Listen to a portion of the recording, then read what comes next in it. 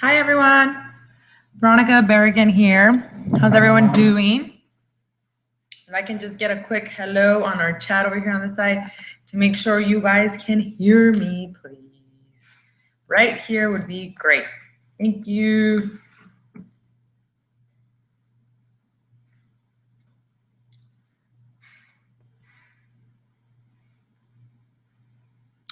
Hey Tammy, how are ya? So glad that you can hear me.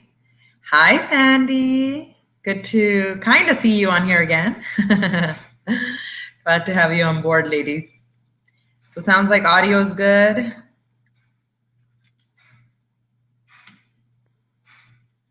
Very, very awesome. Okay, we'll just give it another like 30 seconds and we will go ahead and get started because we got a lot of stuff to cover today.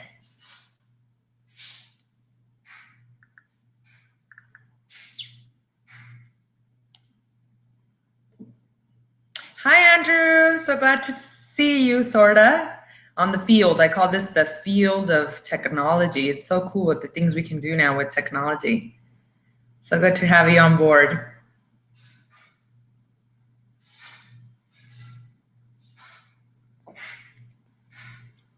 All right, guys, I have 6:31 officially on my clock, so I really appreciate you guys being on time. Thank you so much for being here. As you know, yesterday we went over the life of a buyer escrow, and today we're going to be going over the life of a seller escrow. So again, I'm not going to get into the pre-listing presentation, the listing presentation, and getting ready for that. Today, what I'm going to be going over is the actual what happens now that you have an accepted contract on a listing. So you'll completely change hats today. Today, we're going to be focusing on you as a listing agent and the paperwork and the process of what happens during the listing. Next month, which is next week, we'll be going over the pre-listing presentation and the listing presentation and actually how to get the listings. So today, let's go ahead and get started. If you guys have any questions, again, feel free to chat with me while I'm going through this. I'll be going back and forth on the screens and answering your questions. You can also jot them down, and we will definitely be doing a Q&A as soon as we are done. Today, I'm also going to give you a little bit more of a preview inside SkySlope, so you know exactly what I'm talking about. Remember, SkySlope, guys, that is basically our hub where you are required as an agent to upload all of your accepted contracts, any documents that your buyer and seller have signed already within 24 hours, because then us as brokers need to check your paperwork and we need to make sure that we got everything initialed, signed, we have everything filled out correctly. So if there is a problem, we can go back and actually fix it before it becomes a bigger problem. So let's go ahead and get started, guys. And I do know that I have to give you the giveaways, which are the PowerPoints from yesterday and from today. So I'll go ahead and include both of them in an email tonight. That way you guys have it to reference back to. And then of course, don't forget that we also have the replay of these webinars to help you really refresh. And of course, I'm here on one-on-one if you have any questions. So let's go ahead and get started. So we went over already marketing and servicing your listings, the first part, which included the marketing your listing checklist. Today, guys, we're going to be actually talking about the life of a seller escrow. So let me just go down all the way to the PowerPoint where I need to be. And we'll go ahead and get started. Okay, so usually with this particular class, I will start with the life of the listing escrow, but I don't want to confuse you guys. Let's say that you do have a listing appointment tomorrow, and what I mean by that is that it's a referral and somebody wants to list. I know some of you out there are picking up some awesome listings, like someone that I won't mention who has a brand new listing coming up in Arcadia. Congratulations. And so I want to just go over really quickly the documents that you're going to need to actually get the listing going. And that's like the first documents that are required for us as a broker. So you can go ahead and get that package together. This is what it's going to look like every single time when you're going to go sign a listing. And you should take these documents with you as well. Even if you're going to adjust a listing presentation, what you're doing is you're being proactive, you're being positive, you're going in with the mindset that I'm going to get this listing. So I might as well come prepared with all of my paperwork. So the first thing that we're going to talk about are the listing documents that you're going to need. So let me show you here exactly what I'm talking about. Now this slide, it looks a little bit small, so I'm going to go ahead and open it right inside SkySlope. This is right here actually a snapshot or a snippet of all of what looks like inside of SkySlope. This is a list of 1 through 15 of the documents you're going to need every single time you're getting ready to actually sign a listing. So let's go into SkySlope and I can show you how. So all of you guys should have your user and password for SkySlope. When you log in, now mine looks a little bit different. That's why I don't want to show you my main page, because I am an admin and a broker. So I have access to pretty much all of the documents and all of the files. But once you've entered an actual listing, it should look a little something like this. So manage listings, you'll see two buttons, listings and transactions. And then you'll see this button that says create a listing. That's gonna take you from the beginning to the end. And it's gonna either ask you for the MLS number. Most of the time you have not entered it into the MLS yet because you're basically just getting it started, or you can pull up an address here and it does work geographically, so it pulls it for you as well. But this is the beginning of where you actually start to create a listing. And there is a SkySlope class tomorrow at 9 a.m. to 12 p.m. at First American Title right next to our office. But anything that you see in red, you're gonna have to fill in, obviously. And it's pretty simple and elementary, you know, street number, you don't even need your MLS because we realize that, of course, you may not have that yet. Listing agent, listing commission, all of these things are things that are in your contract. Once you actually do have a listing though, it looks a lot different. So once you've entered this screen, you can actually see what it looks like. So I'll go ahead and enter something here. So let's go here.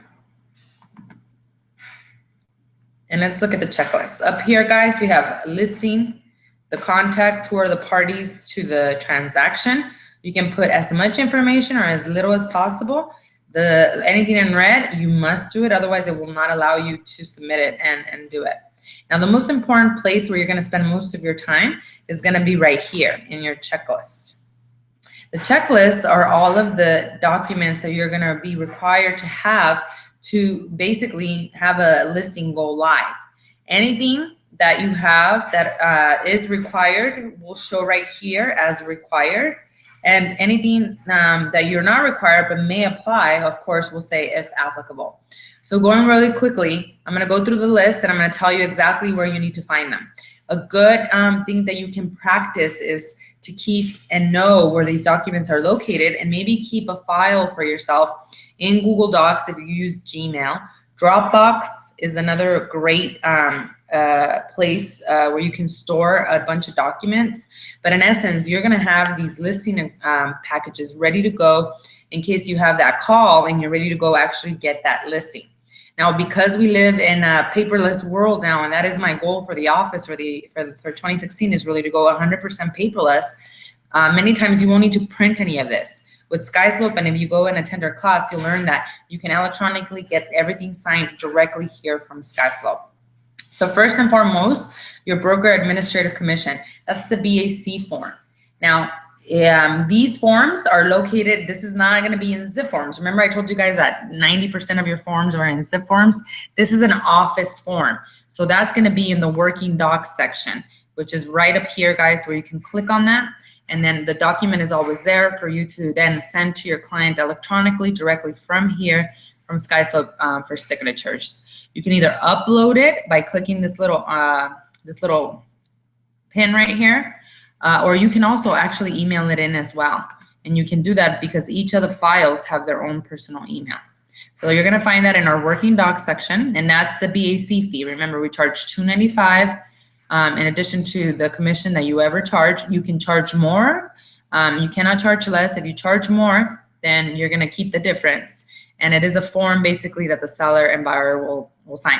Now, important, guys, when you're getting this BAC, just really quick, and I'm going to talk about this in further trainings, but in order to do a listing presentation, the way you do it correctly, guys, is you first explain to the seller the process. Why the process? Because now they're understanding why they're paying you the money that they're paying you, because it's not easy to actually get a transaction from A to Z and close it professionally and with little liability for the seller.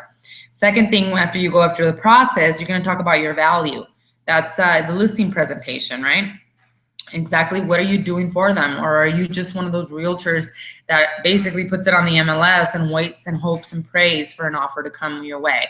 It's not the way a real good realtor does marketing. You know, you have to put in all the marketing. We went through a whole class on marketing your listings. So it's important, guys, that you understand that first you explain the process, then the value, and then comes your commission and what you're going to be charging them. After that, you get to what they want to pay or actually ask for the list or for the home. And then you close it up and you make sure that you have really explained your value, because if they're trying to negotiate commissions with you, if they're trying to negotiate anything else, that means that we need some more coaching around the value that you are showing to your client. And with all of the marketing things that we provide for you, it should be a no-brainer. So that's part of the listing presentation. Working docs right here. Disclosure of info, lead-based paint if applicable. Remember, only properties that are built prior to 1978. Have it just signed and filled out by your client in advance. That way you don't have to worry about scrambling if the buyer's agent does not send it to you. So let's put on our listing agent hat today, guys. So we're talking about listing agents. Exclusive right to sell, ER.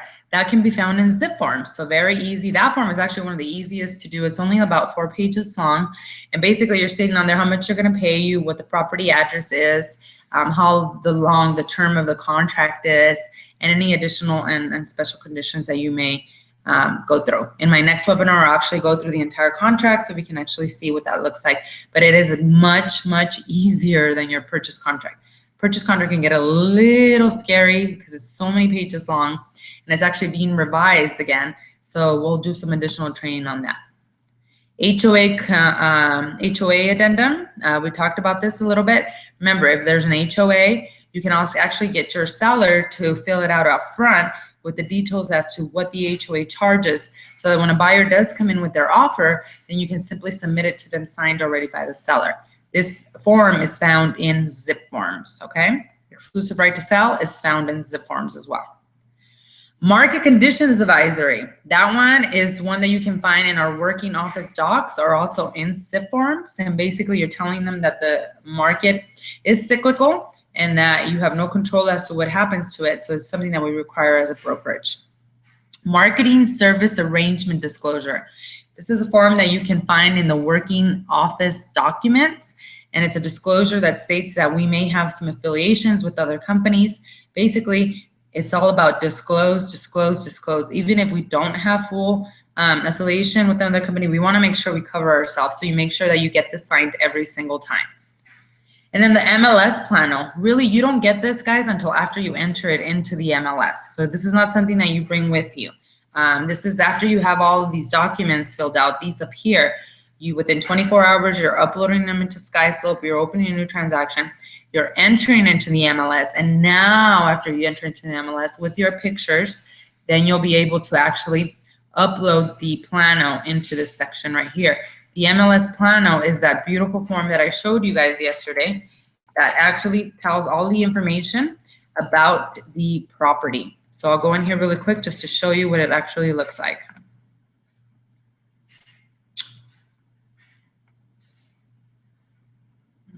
Let me see here.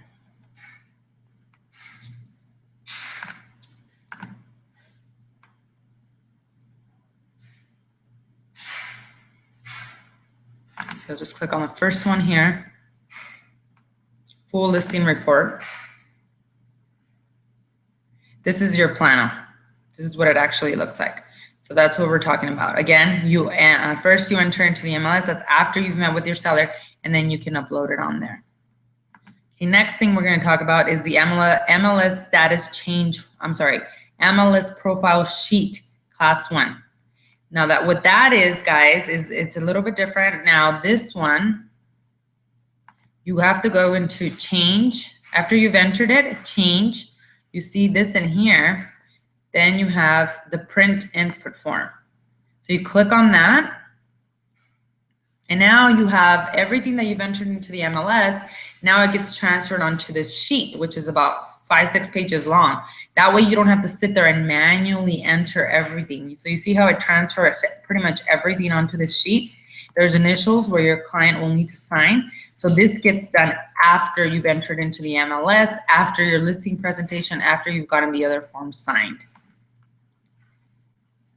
And then we have the profile sheet, or that we just went through that one. And now MLS status change form. That's only if you're changing the price. So you don't have to worry about that up front.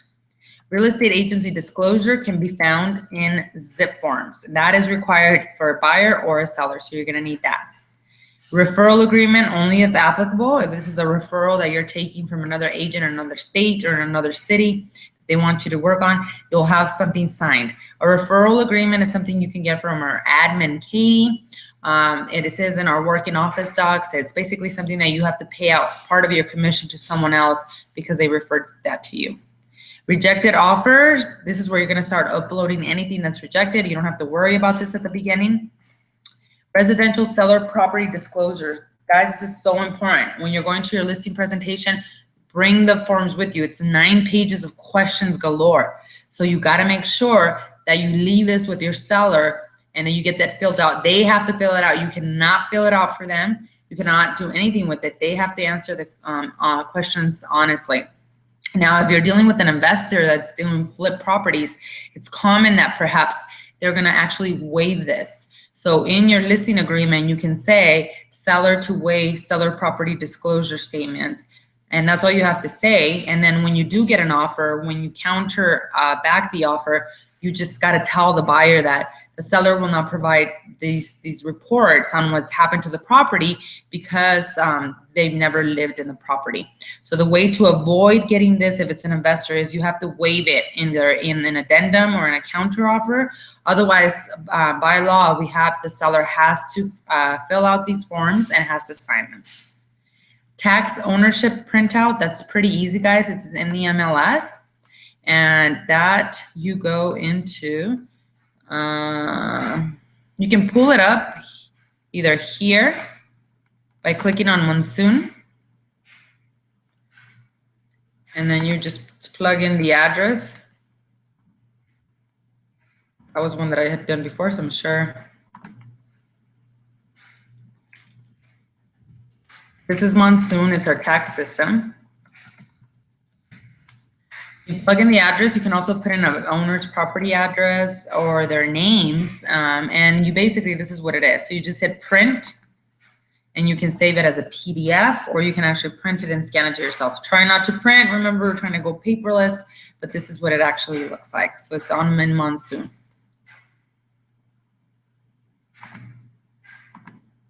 And then the wire fraud disclosure. This is found in our working office docs, which again, if you click on here, you'll see all of the documents that we actually are working with. Based on the office you're with, you click on office docs up here, and here's Northwest. They're the same for Northwest and Toronto, of course. You will only see either Toronto or Northwest based on whatever one of my branches, whichever one you're at. This is where you can find all of the working docs that you cannot find in zip forms. So that's it. That's to actually get your listing going and get it listed. But now I want to talk about what happens now that I have an accepted offer, right? That's really the key. And like I said yesterday, you know, the buyer's agent, when they show the homes and they're in escrow, that's a lot of the work up front. That's where really all the magic happens. You as a listing agent, most of your work is going to be done in the pre-marketing, the during marketing, and then when you actually get to escrow, believe it or not, your workload does get a little bit better. That's why I've always said you can have 30 listings and be in the Bahamas or a beautiful island somewhere in Nepal, or I'm sorry, in Thailand. Or you cannot do that if you have 20 buyers. If you have 20 buyers, you got to be here present because you're showing the properties and there's a lot of more hands-on things that happen during the actual transaction process. So let's go over now exactly what happens when you do get finally an offer on the home. And do you guys have any questions at all? If you have any questions, I'll plug back in here to make sure that I'm not skipping you guys at all. So let me know. I'll give you guys about 20 seconds. If there's no questions, I'll move forward and go on to the next one.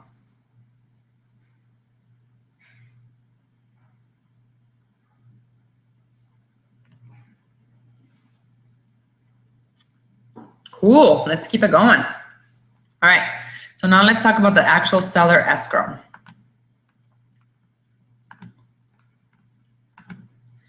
So So first things first, guys, you have an offer, your property is active in the MLS. So now what happens? How do you actually change it? So first of all, you have to click on change. This button right here only shows you active listings, and then you can pull pending, close, anything that you've had expired or canceled. For us, obviously, if we're gonna go pending, then we wanna click on the actives. You're gonna click on the MLS number, and then you're gonna hit edit current status to active. If you're getting a lot of offers and you wanna just put it under contract, accepting backups or things of that nature. But if you have a full accepted offer, that means that you and the buyer's agent went back and forth in negotiations. You have it's either a fully executed contract, which means they signed off on it, or your last counter offer finally says agreement versus counter offer attached. Now you got to move forward to actually go pending. So once you've entered it, and then we'll go do another class on entering these listings into the MLS. They're actually pretty easy. The easiest thing to do when you're adding a listing is you can do a copy as well. And if it's been listed before, you just got to find the address right here and put the address in here and see if the property has ever been listed before. If it has, it's going to give you an MLS number. So what you can do is you can do copy and just enter the prior MLS number. Again, it's not perfect information, so you do want to make sure and go over it to make sure that it's accurate. You can't copy photos because those are copyrighted by the MLS. So you would just uncheck this box, you would enter the old MLS number, and then you would enter it. There are times, though, that you have to add a listing from scratch if it's never ever been sold before. So that may or may not happen. But we're now talking about a property that you have an offer accepted. You know, the buyer has fully signed off. So in order to change it to pending, you click on change right here and you pick the property that you actually want to do that to. So when you're in change, you see this little button right here, pending listing under contract. You click on that and you put the information that it's asking you. You will need to put in all of these fields. You have to put who your buyer's agent is going to be. So you can put their name and then hit look up and it'll give you their agent ID. They should all be in the MLS, otherwise you wouldn't be paying them.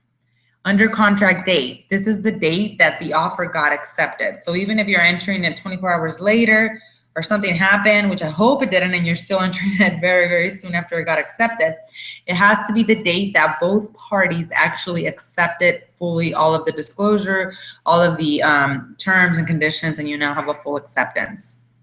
The next thing is COE date. They want to know what your close of escrow dated. This is very important. If you go past your close of escrow date, you have to go back in here and edit it again. Otherwise, it will close out in the MLS system. And you want to change that because otherwise we'll have inaccurate information. And the MLS does track all of that stuff. And so they may penalize you. So make sure that you're watching your COE date. That, of course, is going to come from the purchase contract that the buyer's agent sends you. Sell price whole. Basically, you're going to put in here exactly what it was sold for. The entire amount, 180, 300,000, 900,000, whatever that was. Loan type, it gives you several options. Usually you're going to be dealing with cash, conventional, FHA, VA. Those are really the top ones. The rest are not used as much, but you do have to disclose what type of loan or financing it was. Loan years, your loan status your pre-qualification form is going to tell you what type of loan and how long the years are. Whether it's FHA or VA, it could be 30, but it could also be 15. Payment type, you basically click on this and usually they're fixed. We don't do adjustables, balloon, graduate, and all that other stuff. Fixed, ever since we had the downfall in 2007, you know, we don't have very funky loans anymore. So most of them are going to be fixed for you. If it's cash, you can either put fixed or other. Pending or UCB closing cost split. This is where they want to know if your seller is paying any closing costs. So if the seller is assisting with any amount at all, then you would click on seller assist. The difference between seller assist and seller paid is that seller assist, that means that they're not covering all of them, like 3%. Maybe they're only covering 500 or 1,000. And if they're seller paid, that means that they're covering all of them, which usually indicates 3%. If it's normal, that means that nothing happened and each parties are paying their own closing costs. And if the buyer is paying the closing costs of the seller, then you would click on that. That's pretty rare, guys, so you probably won't use that. You'll probably either do normal or seller assist or seller paid the most. Buyer concessions to seller, you can put a percentage or you can put an actual amount right here. Once you put that in there, it's going to ask you, are you giving me a percentage or an amount? So you'll have to pick that in here. Seller concessions to buyer. So this was buyer concessions to sellers. Usually, again, that's going to be like 0 everything. Now, seller concession to buyer, that's pretty common. So they may be paying 3%. They may be paying an additional a dollar amount, whatever that looks like. So you have to plug that in as a listing agent and then let the system know whether it's a dollar amount or an actual percentage amount. And then you just click next and the property now goes pending. So you're not going to be dealing with all the calls, all of the inquiries and traffic. So this is how you actually make it go pending. All right, let's go on to the next thing.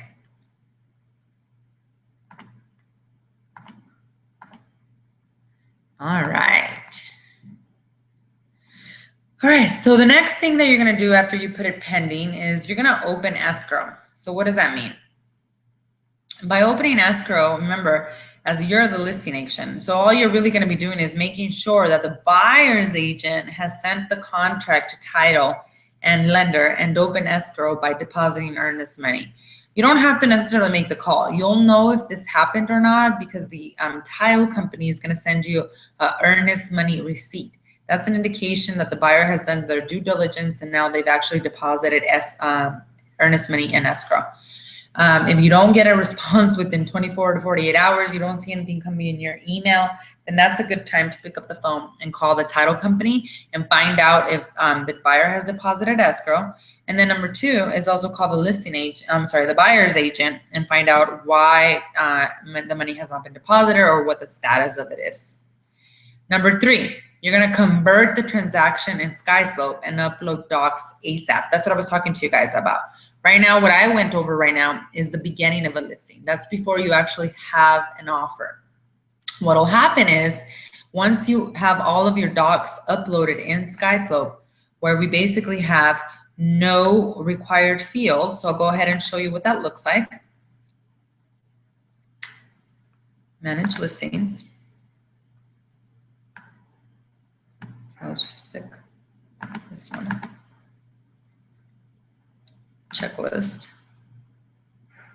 Once all the documents are uploaded in here, which you'll see, he's missing right now the seller property disclosure statements. If this item would have been uploaded, he would have had a complete transaction. At that point, there would be a button up here that says convert to close transaction. You would basically click that button and a whole new set of documents would appear that now have to do with an accepted contract. So what are those documents that I'm referring to? The purchase contract, any addendums, any counter offers. It'll give you an entire whole new list of the things that you will now need to upload because now you have an accepted contract. Again, per our policy and procedure manual, once you have an accepted contract or an executed contract, you will need to upload those documents within 24 hours into the system. So first and foremost, make sure you have all of this done, and then it'll give you the opportunity with the button up here to now go ahead and convert it into a closed or not, a pending transaction in SkySlope. Hopefully that makes sense.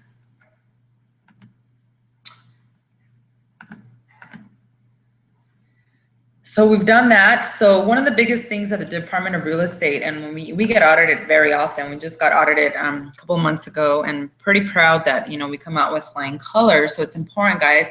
One of the things that the Department of Real Estate really looks out for is if we in SkySlope have a transaction that has not been converted into a pending transaction, yet they go into the MLS and they see that that same property is pending in the MLS, you as an agent will get dinged. You'll have a report that you have to fine, and we get fined completely. You guys, we take the fine for you. So it's important, guys, that as your properties are going pending, you have to upload the documents into the system. Otherwise, we can track, we can see If in SkySlope you haven't converted it and uploaded your documents, but yet in the MLS it actually shows active, pending, I'm sorry. So if it's pending in the MLS, it has to be also pending in SkySlope. So just keep that in mind, guys. 24 hours, build that habit inside of you so that you're really getting to the Department of Real Estate rules as well as our Berkshire rules. The next thing you're going to do as a listing agent is you're going to provide the seller property disclosure statements to the buyer as soon as possible.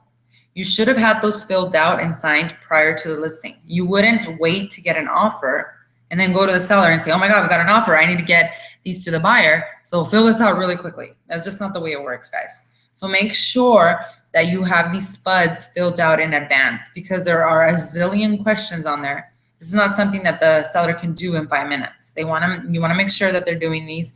This is one of the hardest ones to get done with electronic signatures, just because there's so many check boxes that you're going to deal with. And these forms can be found in SIP form. So make sure that when you're going to the listing presentation and getting all the rest of the docs signed, that you're taking this with you. And the next thing you're going to do, really at the same time as the spuds, is you're going to provide the buyer's agent with your clue report. So what's the clue report? That's basically an insurance claims history report. You know, when we list a property, we know average days on market right now is about 74 throughout Maricopa County. But if you're dealing with the property that's listed at 250,000 and less, you know, your days on the market before you get an offer are probably going to be closer to 0 and 30 days. So it's a fast moving train. So you have, and the insurance companies, like we talked about yesterday, you know, sometimes it takes time. So what I would do as a listing agent is, before I even put it on the MLS, I've already told my seller, hey, you need to call your insurance company. You need to get this report for us. So I have it ready to go, and I can provide it to the buyer's agent within the first 10 days as quickly as possible. If you provide it within the first day of contract acceptance, the buyer's agent is going to love you guys. They're going to see the professionalism that you're coming from, and they're going to be really amicable to work with. The more you make it harder for them on the buyer's side, the harder the whole transaction is going to be. So just be professional, have your spuds ready, and also have your clue report ready so you can submit it to the buyer once you have an accepted contract. Now, let's talk about properties that sit on the market for 120 days or over, right? At that point, there is a section in the seller property disclosure statements that you can have the seller initial, where they could say that they have actually updated the seller property disclosure statements in case anything else changed. You basically don't have to fill out brand new spuds. You would just have the initial in that section, which is the last page of the seller property disclosure statements, where they would say, we've updated these due to whatever changed or whatever happened during that time period. Number 6, buyer's agent will coordinate date and time of inspection with listing agent. So it's not really your responsibility to call the buyer's agent and say, hey, when are you going to do your inspection, right?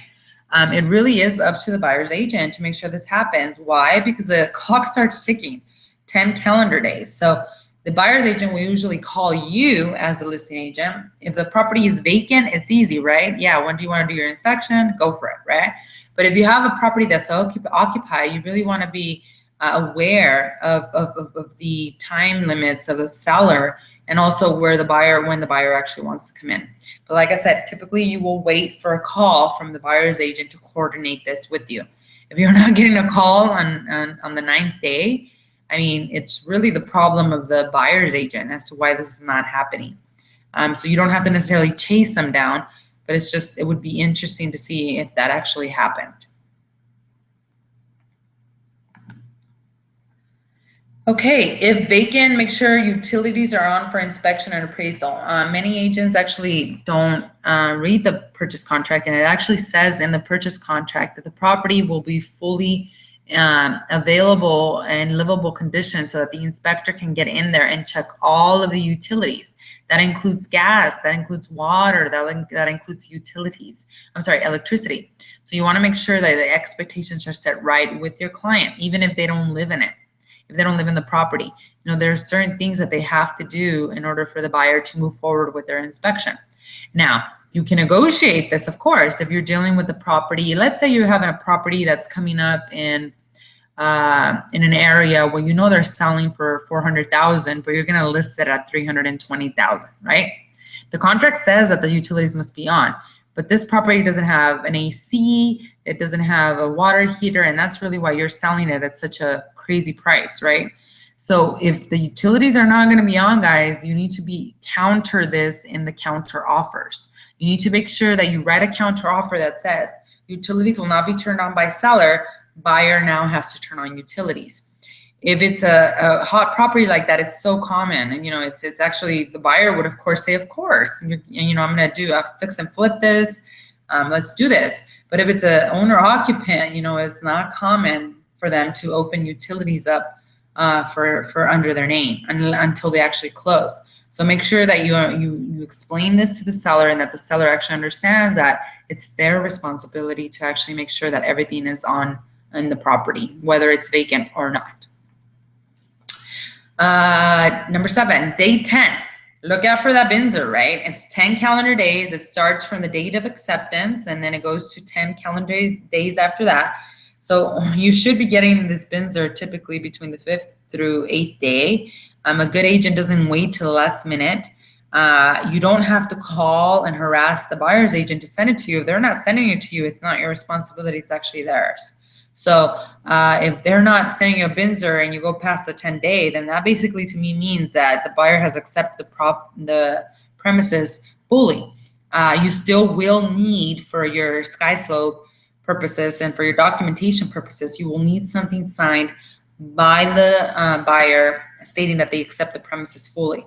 Now, if they don't send you anything on the 11th day, and then they try to send you something on the 12th day that's asked for repairs, you are in no way mandated to do any of that. They're basically at a breach. So it would be really difficult for the buyer to then cancel on you guys. They would have a very high risk of losing their earnest money because they didn't follow the timelines on the contract. Now, one thing that I'll tell you is that with the new purchase contract that's coming to us as of February, it's looking like they're extending the inspection process to 15 days. So that may change here in the next few days. After you receive the inspection report from the buyer, the seller then has 5 days to respond on any buyer repair request. And that really has to do with anything. It could be cosmetic, or it could be warranted items. Again, with the new purchase contract, that's going to go away as well. But for now, until February, there are certain items that must be in working order condition that the purchase contract states, or else the buyer has the ability to cancel. When you're dealing with an FHA buyer, things get a little hairier too, because what happens is that with an FHA buyer, the property definitely has to be in livable condition. So even if you decide that you don't want to fix the air conditioning unit, if an appraiser, when the appraiser comes in and they're doing an FHA loan, then the appraiser is still going to point it out and tell you, hey, if the AC is not working, I'm not going to appraise this property, and we cannot move forward with closing.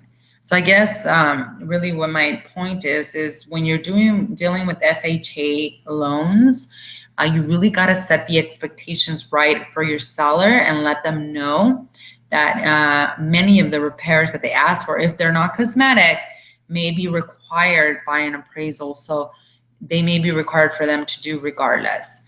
If you have a hot property where you have multiple offers and you're presenting offers to the seller, that's one of the things that will help them make a decision as to which one they want to accept. Obviously, if they deal with a cash offer that's going to close in 15 days, it's easy, we're ready to go and move forward. Conventional, also big other story. You don't have such of the requirements as you do an FHA and VA. So basically just look out for that BINSR. You're going to get back into negotiations. I mean, it does happen where they don't ask for anything. It does happen where they ask for everything. If they are providing you a BINSR with repair requests where a professional inspection was done, they're not necessarily mandated to provide the inspection report for you, but you absolutely request it, especially if they're noting things that the inspection report actually came up with.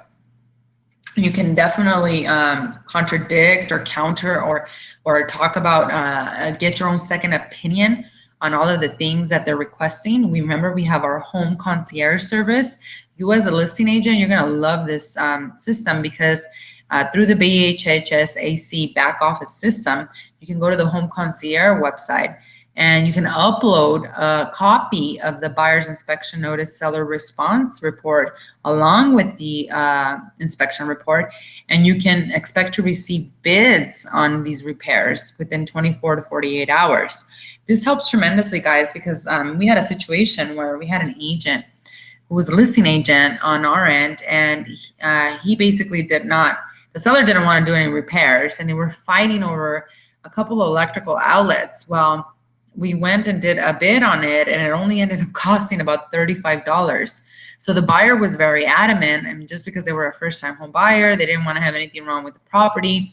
So $35, guys, the seller didn't know it was going to cost that much. They thought it was going to be hundreds and hundreds of dollars because they weren't sure exactly what it was.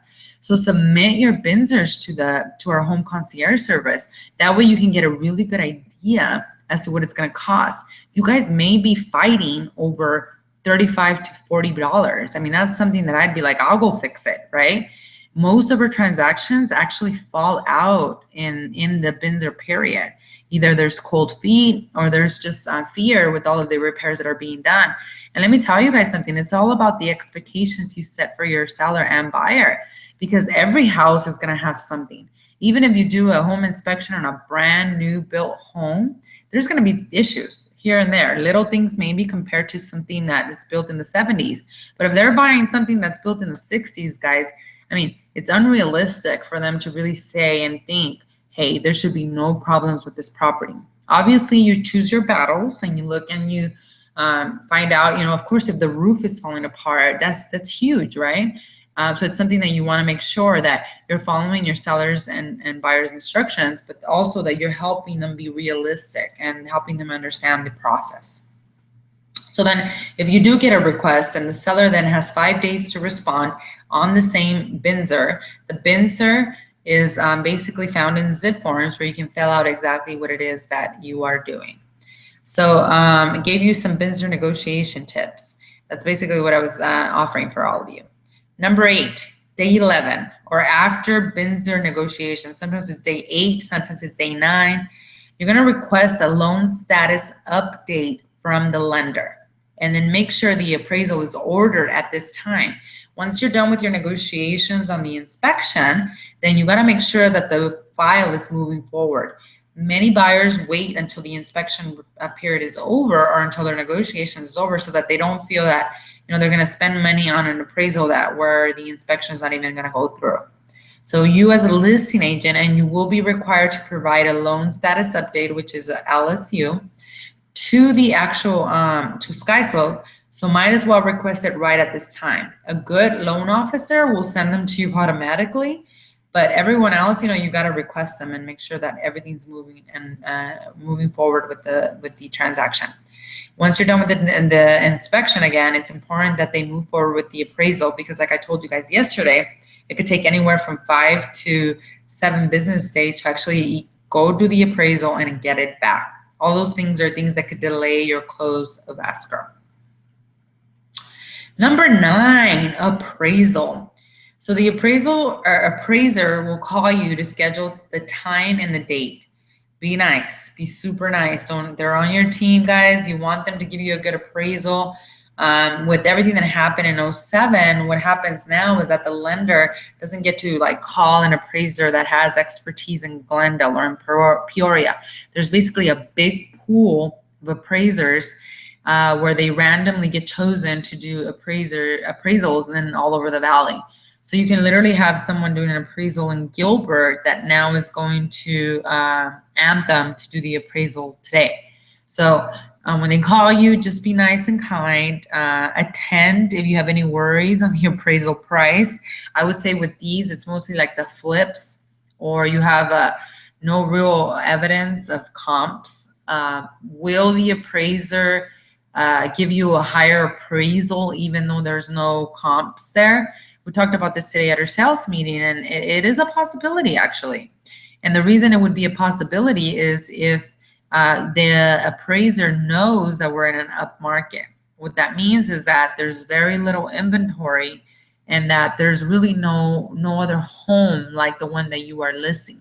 Perhaps it does have incredible upgrades that maybe you can't even see with the eye, you know, with the bare eye. Things that you want to note that are pretty fancy. You know, we get a lot of things with the solar systems, with some of the insulation, things of that nature.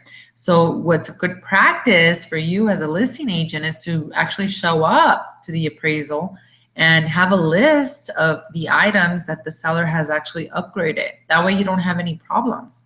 And even if you can't be there, you can leave a list behind for the appraiser to actually look at as all the upgrades and put some, if you don't have values on them, that's fine. You're not an appraiser yourself, but at least have a great list of that wonderful quartz kitchen that they are using, or the interior, whatever upgrades that they actually use, the paint, maybe it was an upgraded type of paint, you know, 18-inch or 24-inch travertine, whatever that looks like.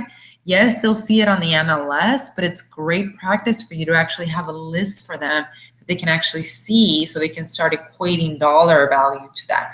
Your seller is going to thank you. And in the end, I mean, the buyer's agent doesn't want the appraisal to come in low. You got to learn to work together and say, hey, we're in it for the same interest. And I want this to appraise just as much as you do. So just be nice and show them the evidence of upgrades and values such as the comps that you've pulled yourself. And hopefully none of us are taking really overpriced listings that would actually get us in trouble. All right, let me just go back and make sure we don't have any questions. I have noticed clue reports and spuds in MLS under docs for a property. That's a great comment, Andrew. Yes, that's really great practice. If you're doing it right, you're going prepared with all of these documentation to your listing presentation. And so you're being proactive and professional, so it's very easy to actually upload them into the MLS. When you're entering a listing, when you're adding a listing, it's going to tell you to add, let me click on here.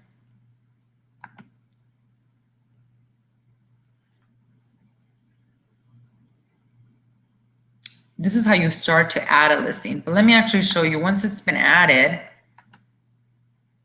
When you click on one, you actually have a documents tab right here. And then you click on this. And you can have your files, they have to be PDF. You don't want to make those documents public, guys. You want to make sure that they're private. And then you can put the description here, you know, spuds, clue report, whatever that is. And then you can add it and just click add. And now it'll sit on your docs section in the MLS. That makes it a lot easier because you can just simply send an email and say, hey, by the way, you can just go to my docs section in the MLS and just pull the documents yourself. So it is pretty proactive. Sometimes when you have a lot of problems though on your clue report or on your spuds, you don't want to disclose that up front. So of course, you want to just keep it to yourself and then get the offer accepted and then actually send it over to the buyer's agent. But if it's a clean clue report and it's a clean, you know, clean spuds, that really gives a lot of peace of mind to the buyer. So does that make sense, Andrew? That was a great point, by the way. Do you guys understand what he was talking about?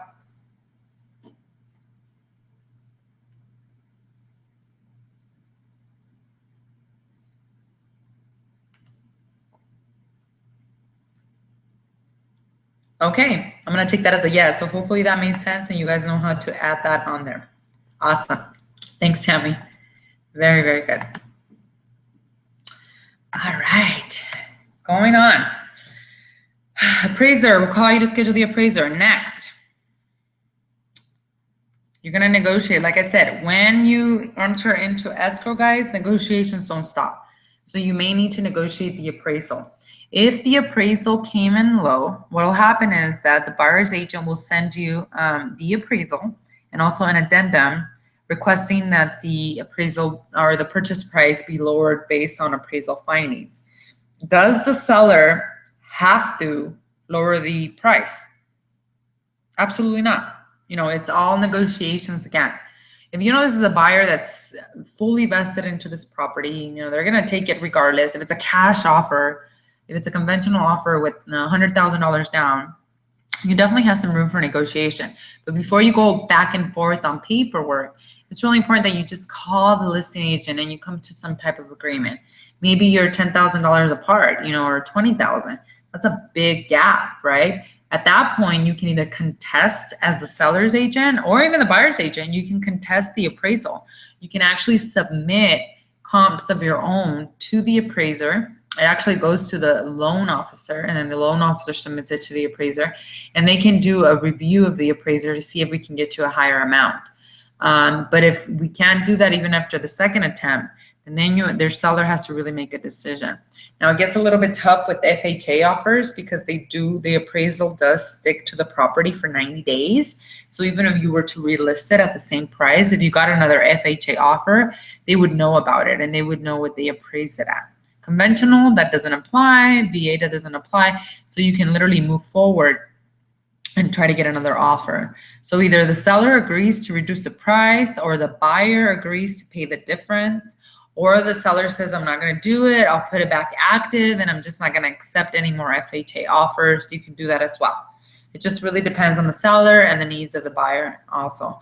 But many of the times, you know, the seller gets a really huge reality check.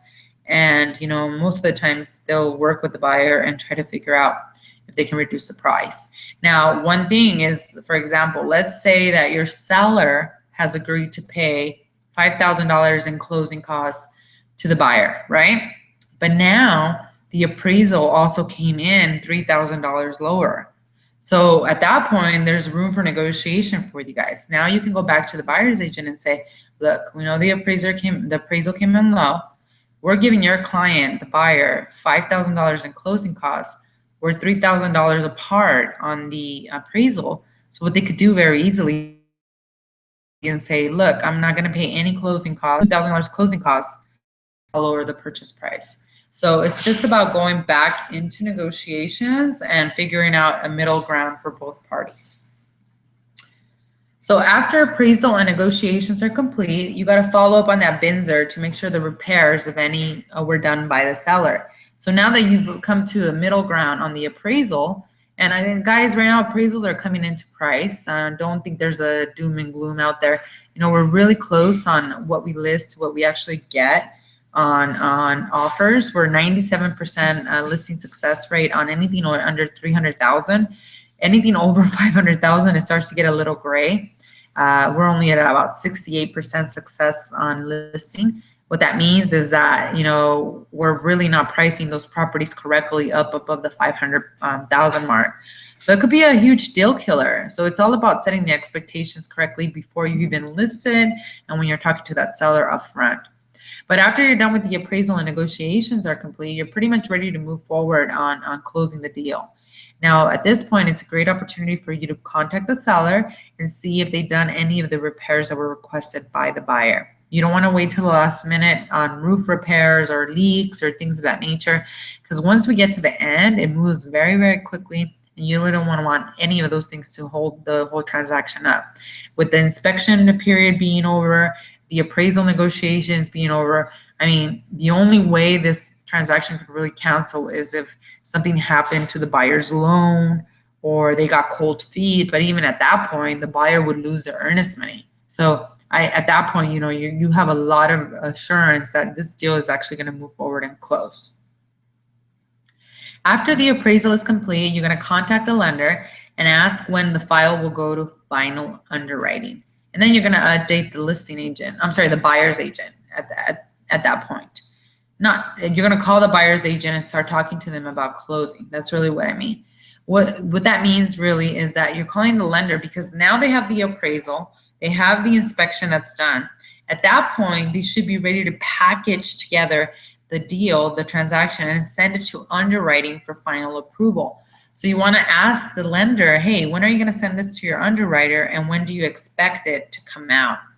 At that point, you're also going to obtain another loan status update. That's what we call an LSU. Just get it in writing. The appraisal's done. Are we waiting for any conditions? Are we waiting for anything from the buyer's end? because your seller is pretty much going to be ready to close after this. Make sure the buyer has received at this point also the closing disclosure at least 3 days prior to closing. You don't want to wait 3 days prior to closing and call the lender. When you're done with the appraisal, you're going to ask, is the file going into underwriting and when? And then the second thing is when will the buyer sign their closing disclosure? Due to the Consumer Federal Protection Bureau, the buyer must sign this form and wait 3 days before they can even go sign loan documents at title. So if your close of escrow is on the 15th, you better believe that they should have signed that form on the 12th or on the 11th. A good loan officer has them sign it, 5 days prior to the close of escrow. So appraisal is done, guys. It should be at least 7 to 5 days prior to the close of escrow. And at that point, you're asking the lender, hey, are we sure that basically that we're going to get this closing disclosure signed by your buyer at least 3 days prior to the close of escrow? I think I got a question over here. Yeah, that's just an email. I had a question over here via text. Thanks for asking, Jerry. You can just send an email, but for me, these are serious things. So I would make the call. I would call the loan officer because, loan officers lie. And if you deal with a really bad loan officer, it's harder to tell via email. So pick up the phone and ask them, how's the deal going? How strong does it look? When you send it to the underwriter, do you believe or think that we're actually going to get any conditions back? Because here's the thing, guys, when the loan officer sends it to the underwriter, there's still a possibility that they may request additional items from the buyer.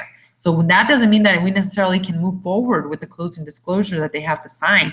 If it comes out of underwriting and they want an additional verification of employment, or if they want additional paperwork from the buyer, they're going to have to get that from the buyer and then package it and then submit it again to underwriting and wait another 24 to 48 hours for it to come out. That's why these conversations, guys, should really be happening 7 days, at least business days prior to your close of escrow. That way we're keeping everything rolling and we can stay on track. It sounds like 7 days is a lot to close, but it's not, especially now with these new rules from the Consumer Federal Protection Bureau that state that the buyer can't even move forward with closing unless they sign this form that says all of their transactional fees that are going to happen while we get to close of escrow. So that's what the closing disclosure is, guys. It's basically a disclosure that shows all of the debits and credits of the transaction. Once they sign this, nothing can change. So that's why the Consumer Federal Protection Bureau has created this rule or this law to protect consumers on any fraudulent or abusive lending practices that actually exist out there. So hopefully this makes sense, because I know this one is the one that confuses everyone the most. I'm just going to go back here to make sure I didn't miss any questions. Yeah, Andrew, you have seen it where it's been publicly available, that clue report. Yeah, as long as it's a clean report and it's out there for you, put it out there. And if you have a house that burned down, maybe you want to have that conversation with the listing agent, the buyer's agent first, so that they don't get scared away from that fact. You still have to disclose it regardless, so you're not like hiding anything. But at the same time, you don't want it to jeopardize anyone from submitting an offer for you. Good questions, guys. All right, let's see, where are we? So you're going to obtain the second LSU at that point. Again, the good lenders are going to send them to you automatically. And after you receive that and you know when the closing disclosure is going to be signed and you basically have a really good grasp that it's going to happen on time, then you're going to go ahead and move forward and confirm the signing appointment with title for the seller, because remember, you're representing the seller. And you want to do this at least 3 days prior. That way the seller is not scrambling. Can you do it the same day of closing? Absolutely. It will still happen. There's many banks and mortgage companies that will fund. What that means is send the wire to the title company for the loan and record, which means publicly show proof that there's a new owner in the property in the same day. But I mean, if you're really working with your sellers, you want to make sure that you're professional and you want to give them enough time to actually schedule something out. So 7 to 10 business days, you're already thinking about this. The title company will not call your seller until they actually have the loan documents from the from the loan officer. And usually the loan officer doesn't send loan documents for the buyer until 3 days to 5 days prior to the close of escrow. A really good loan officer sends them 5 days, right? And sometimes you get loan documents at the title company the same day as the close of escrow. So you have to be proactive. You got to get on that phone and say, look, close of escrow is coming, title company, I need you to schedule my client in basis on this availability. Now, the title company will either sign them, your client, your seller, in their office, or they can do mobile. Even if they're out of state or even out of the country, we can figure out a way. If they're gonna be out of the country, then you better be scheduling the signing at least 7 to 10 days prior so that we can coordinate everything. If they're gonna be signing at their work or somewhere outside of their home, outside of the office, then you gotta make sure you're doing this at least 3 days prior. Do I show up? Did I used to show up to my seller appointments or seller closing appointments? Absolutely. They're super short, guys. They're going to take about 20 to 30 minutes. It's just a few documents. It's a whole different story than the actual buyer's loan documentations. But you still want to show up. The title company will also send you a preliminary settlement statement, and that'll show all of the debits and all of the credits. Also, one thing I failed to mention is that when the buyer's agent opens escrow, you as a seller's agent will get an email from the title company that is called an identity statement form. That's basically a form where the seller has to sign and disclose if they have a loan on the property, who the lender is, their account number with the mortgage company, their information to make sure they're right. Now, if they have that up front at the beginning of the transaction, so look out for it, they're already doing and pulling a lot of information that they need. So when the seller goes and shows up, it's pretty much laid out. Like I said, the signing takes like 20 to 30 minutes. It's not a lot of paperwork. It's actually pretty easily to do. So make sure you're confirming that signing appointment with title. Even if you're gonna have a close of escrow extension, get the seller in as quickly as you can, get them to sign. And if there's any additional documents that they need to sign, you can get those done either electronically.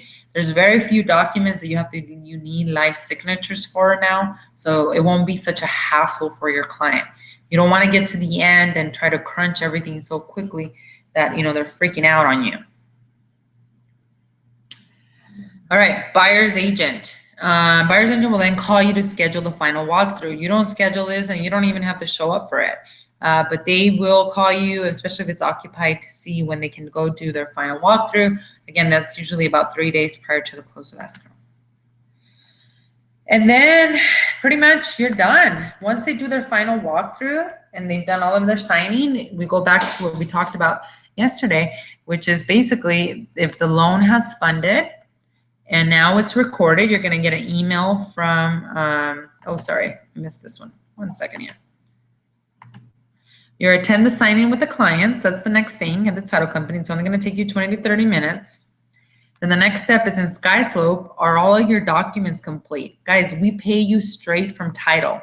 Katie, you will get a form called commission instructions from the title company. And so at that point, when you get those, you can upload them into SkySlope. There's a place where you can upload them, or you can even email them directly to our admin, Katie or Betsy over in Toronto, and she'll fill them out for you. She'll send it to the title company, and she'll tell them exactly what your split is, what your costs are, all that stuff.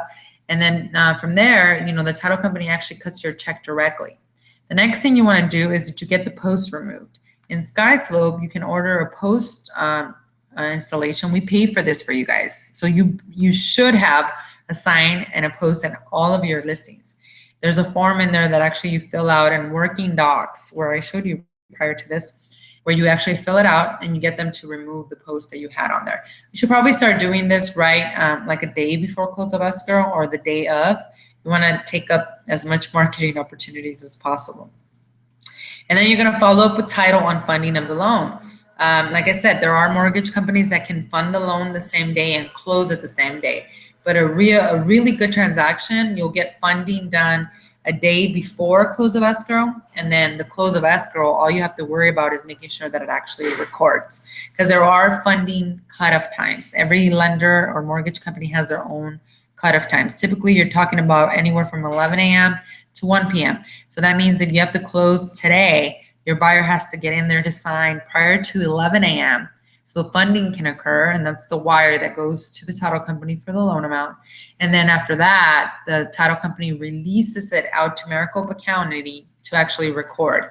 You can record any time up to even 4:30, almost 5 o'clock. So if you fund it that day, there's a huge possibility that you're still going to be able to record. And then you want to follow up with the title as well on recording of the transaction. Good title, escrow officer is going to email you and keep you in the loop. But again, if you're not hearing anything, if you fund it at 11 o'clock or 1 o'clock and you're not hearing anything by 3:30, 4 p.m., pick up the phone or send an email and ask them what's going on. All right. Number 19, you coordinate the key retrieval with buyer's agent. Do you have to be there? No. Most of the time, you've already done this with your seller. There will be one key at the lockbox that they can access, and then the rest of the keys, garage door openers, mailbox keys, things of that nature, they're probably going to be in the kitchen somewhere where the buyer can come in and just pick them up. Once they've picked up the key from the actual lockbox, then of course you can now coordinate the removal of lockbox.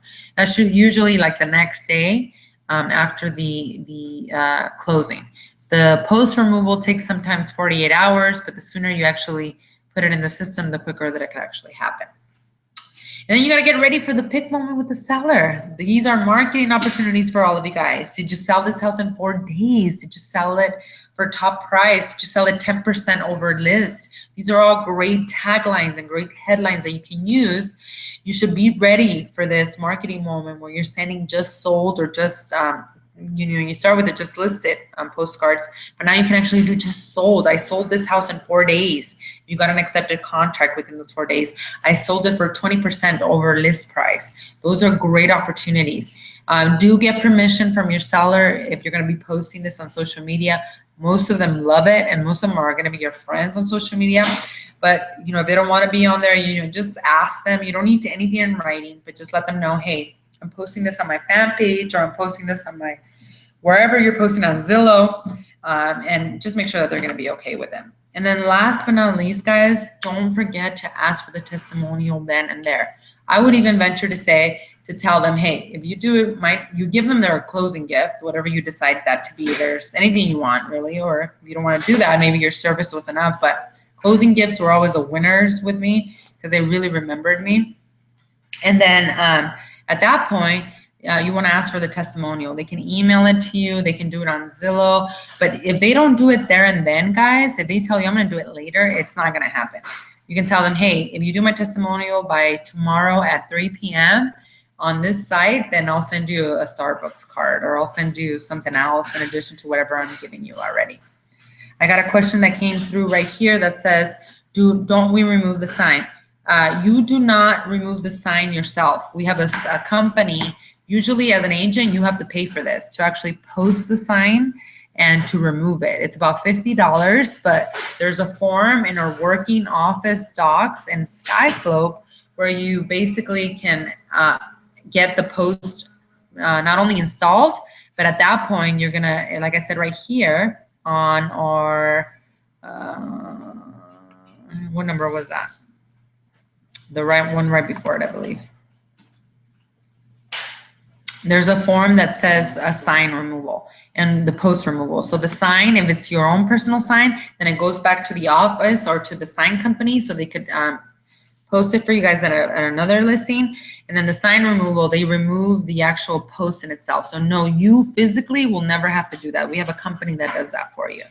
Does that answer your question? Hopefully it does. All right, so let's go over some additional questions, guys. What else can I answer for you at this point when you were talking about a seller? And Jerry, please let me know if I answered your question.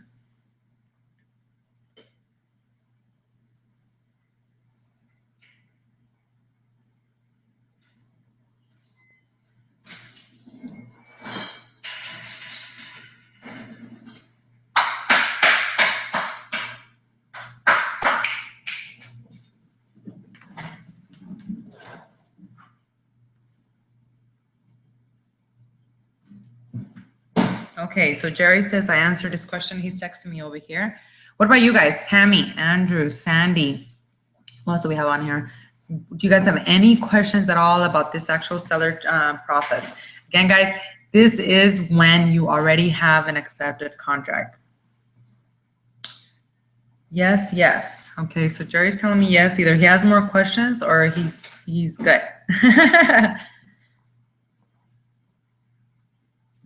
So you guys good on questions? Are we good? Awesome, Tammy. I'm so excited for you. Tammy has a beautiful new listing coming right up. Awesome, Andrew. Thank you so much. No questions, Sandy. Awesome. Thank you, guys. Thank you. Oh my God, I'm so proud of each and every one of you. Thank you guys for spending the evening with me. You don't understand how important it is for you to invest in your own professional development. I'm really excited about these webinars. I actually really like doing them. And so next month, we're going to have at least 4. We're going to get into the nitty gritty of lead generation, additional marketing aspects. And then I'm going to go over the listing presentation. That's one of the things that really I want you to master. That's the first thing you should be doing on learning how to master and then preparing yourself for that appointment. So thank you guys for being here. I wish you guys have an amazing rest of your evening. Remember, I'm here to connect one-on-one if you have any additional questions. There's going to be a replay that I'll post on our Facebook group page as well. Have a fantastic evening, everyone. Talk to you all soon.